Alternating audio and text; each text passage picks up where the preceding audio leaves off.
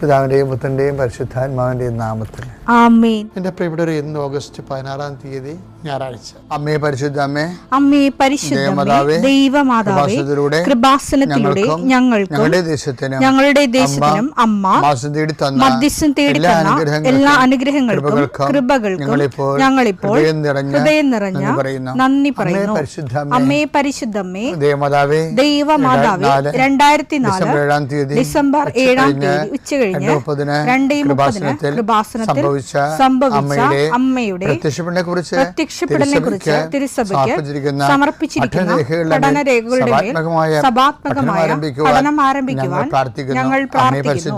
അമ്മേ പരിശുദ്ധമേ, ഭൂസ്വർലോകങ്ങളുടെ രാജ്ഞിയായ അങ്ങേയ്ക്ക് ഭൗമസംരക്ഷണത്തിനായി പ്രപഞ്ചപ്രകൃതിയെ തന്നെ തിരുസഭ പ്രതിഷ്ഠിക്കുവാൻ ഈ പ്രത്യക്ഷീകരണം വഴി ഇടയാക്കണമേ. പരിശുദ്ധമേ, ജപമാല മാതാവേ, സകല കൃപാസനം പ്രാർത്ഥനയോടും ചേർത്ത് ഞങ്ങളിപ്പോൾ പ്രാർത്ഥിക്കുന്ന ഈ കുടുംബത്തിന്റെ പ്രത്യേക നിയോഗം പറ മക്കളെ.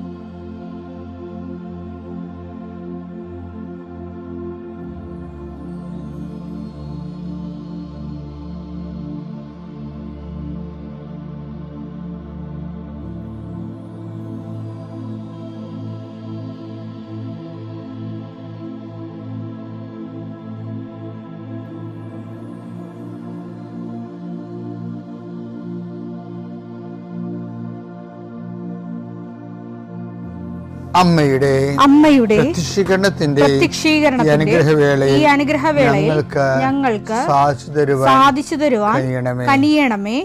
ആമേൻ. വിശ്വാസ പ്രമാണം. സർവശക്തനായ പിതാവും ആകാശത്തിന്റെയും ഭൂമിയുടെയും സൃഷ്ടാവുമായ ദൈവത്തിൽ ഞാൻ വിശ്വസിക്കുന്നു.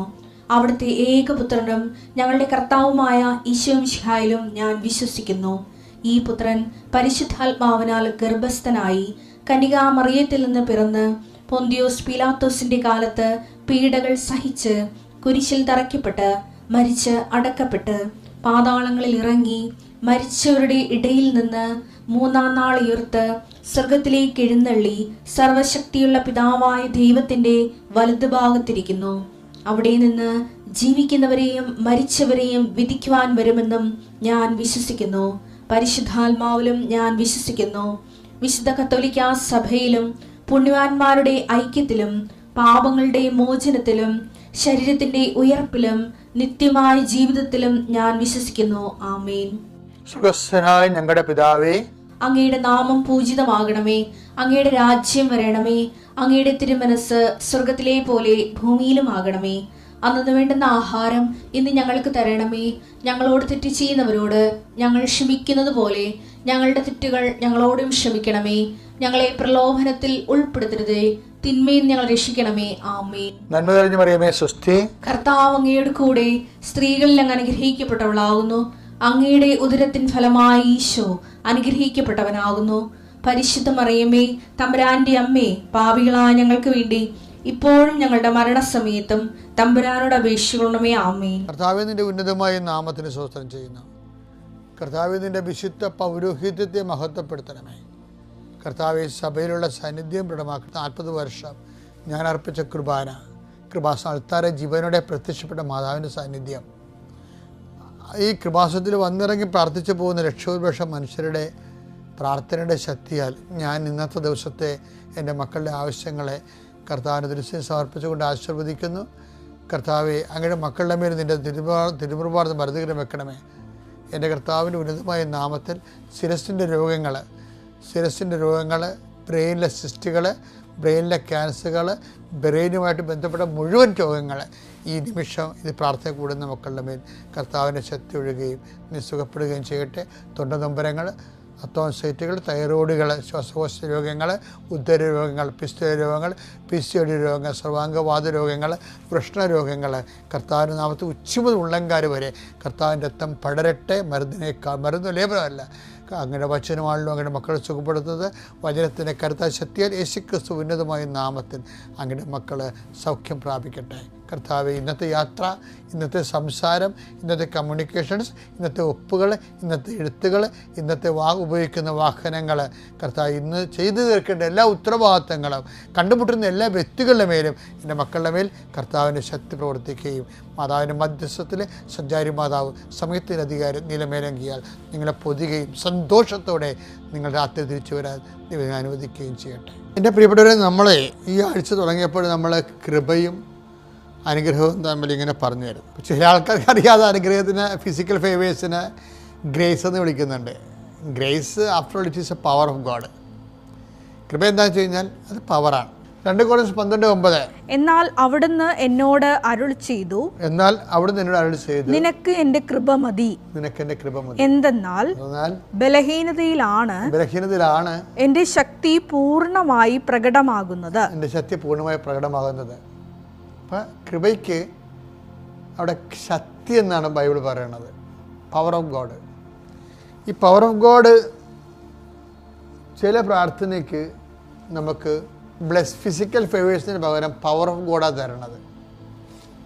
ദൈവത്തിൻ്റെ ശക്തി എന്നുവെച്ചാൽ നമ്മുടെ വില്ല് നമ്മുടെ ആഗ്രഹം ദൈവത്തിൻ്റെ ആഗ്രഹത്തിന് എതിരായി വരുമ്പോൾ, നമ്മുടെ ആഗ്രഹം നടത്തി തരാൻ പറ്റുന്നില്ല, അത് നമുക്ക് ഗുണകരമല്ലെങ്കിൽ ദൈവത്തിൻ്റെ ആഗ്രഹം നടത്തും. പക്ഷേ ദൈവത്തിൻ്റെ ആഗ്രഹം നമുക്ക് സ്വീകാര്യമായിരിക്കുകയോ മധുരതരമായിരിക്കുകയോ ഇല്ല. അങ്ങനെ വരുമ്പോൾ അത് സ്വീകരിക്കാൻ വേണ്ടി നമുക്ക് പവർ തരും. അതുകൊണ്ടാണ് ഈശോ പോലും പ്രാർത്ഥിക്കുന്നത് എന്തിനാണ്?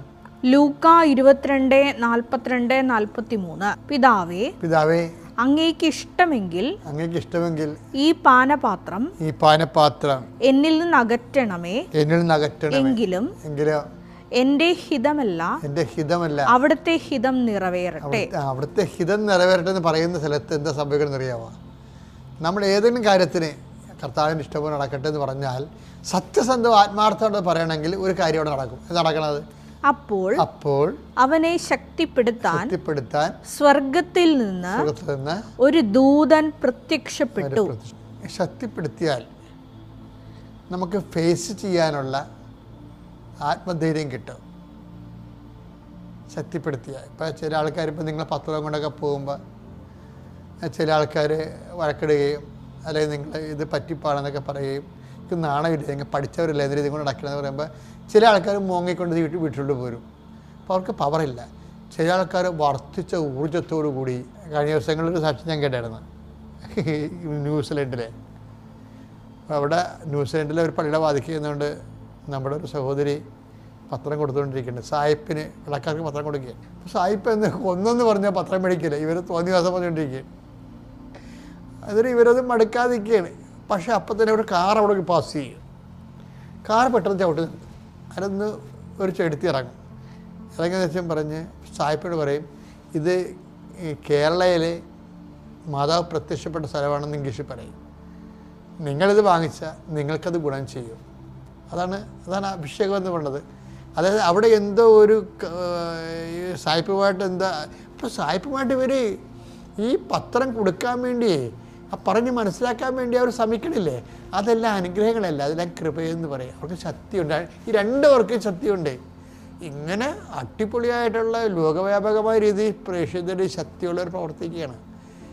അതുകൊണ്ടാണ് നമ്മൾ അതായത് ശക്തി ഉണ്ടെങ്കിൽ അറിയാൻ പറ്റുന്നറിയാമോ? ഇപ്പം ബൈബിളിൽ പറഞ്ഞിട്ടില്ലേ, ഐസയ 50:6-7 അടിച്ചവർക്ക് പുറവും താടിമീശ പറിച്ചവർക്ക്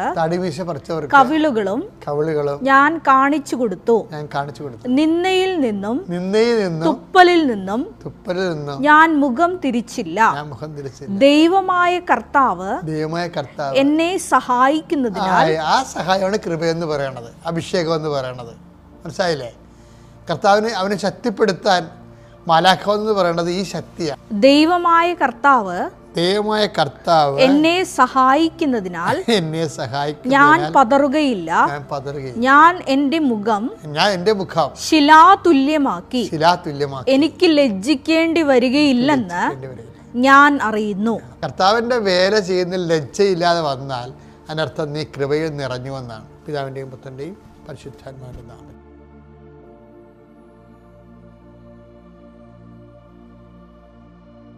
അത്യപൂർവ ദൈവാനുഭവങ്ങൾ ഇനി നിങ്ങൾക്കും സ്വന്തം. ഈ യൂട്യൂബ് ചാനൽ ഇതുവരെ സബ്സ്ക്രൈബ് ചെയ്തിട്ടില്ലെങ്കിൽ ഇപ്പോൾ തന്നെ സബ്സ്ക്രൈബ് ചെയ്യുക. ഈ വീഡിയോ ഇപ്പോൾ തന്നെ നിങ്ങളുടെ സുഹൃത്തുക്കൾക്ക് ഷെയർ ചെയ്തുകൊണ്ട് കർത്താവിന്റെ പ്രേക്ഷിതരാകുക.